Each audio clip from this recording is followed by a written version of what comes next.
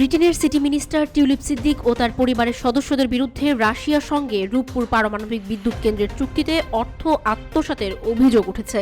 Tulip ও তার পরিবারের সদস্যদের বিরুদ্ধে অভিযোগ, রূপপুর পারমাণবিক চুক্তিতে 4 বিলিয়ন পাউন্ড পর্যন্ত ঘুষ নিয়েছেন তারা, যার তদন্ত এখন চলমান।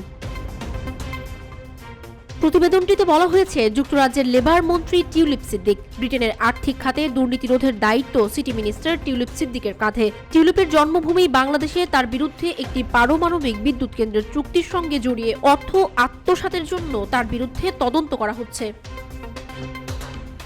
ঘটনাটি 2013 সালের। সে সময় তৎকালীন লেবার পার্টির সংসদীয় প্রার্থী ছিলেন টিউলিপ। তখন পর্যন্ত সরকারি প্রতিনিধি দল থেকে সম্পূর্ণ আলাদা ছিলেন তিনি, কিন্তু তার পরিবারের সঙ্গে একটি অনুষ্ঠানে রুশ প্রেসিডেন্ট ভ্লাদিমির পুতিনের আমন্ত্রিত অতিথি ছিলেন তিনি। অনুষ্ঠানে পুতিন এবং তার খালা সাবেক প্রধানমন্ত্রী শেখ হাসিনার সাথে অনুষ্ঠানে ছিলেন টিউলিপ, যেখানে হাসি খুশি মিস সিদ্দিকের ছবি দেখা গেছে। টিউলিপের রাশিয়া সফরের বেশ কিছু ছবি ও ভিডিও প্রকাশ পেয়েছে, যা নিয়ে নতুন করে বিতর্ক তৈরি হয়েছে।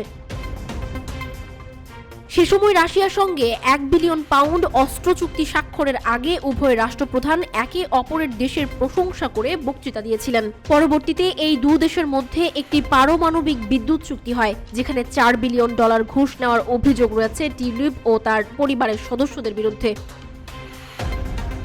টিউলিপের বিরুদ্ধে অভিযোগ নিয়ে লেবার পার্টির এক মুখপাত্র বলেছেন, টিউলিপ এমপি হওয়ার 11 বছর আগের ঘটনা এটি। টিউলিপ শুধুমাত্র তার খালাকে দেখতে এবং তার পরিবারের সাথে সময় কাটাতে রাশিয়া গিয়েছিলেন। পারিবারিক সদস্য হওয়ার বাইরে তিনি যে কোনো অনুষ্ঠানে যোগ দিয়েছেন তাতে তার কোনো ভূমিকা ছিল না।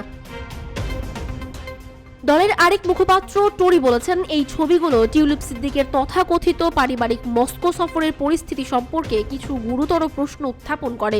1 দশকেরও বেশি সময় পরে মিসেস সিদ্দিকের সফর এবং এই ছবির পিছনের সত্যতা সম্পর্কে পরিষ্কার হওয়ার সময় এসেছে। উইটিস্টের স্টোরি এমপি জো রবার্টসন বলেছেন, এটি স্পষ্ট যে অভিযোগ গুরুতর। এখানে মন্ত্রী টিউলিপের সম্পৃক্ততা কতখানি ছিল তা জানা প্রয়োজন। এখন প্রশ্ন হচ্ছে, গুরুতর তদন্তের অধীনে থেকেও সিদ্দিক কি তার মন্ত্রী পদে বহাল থাকবেন?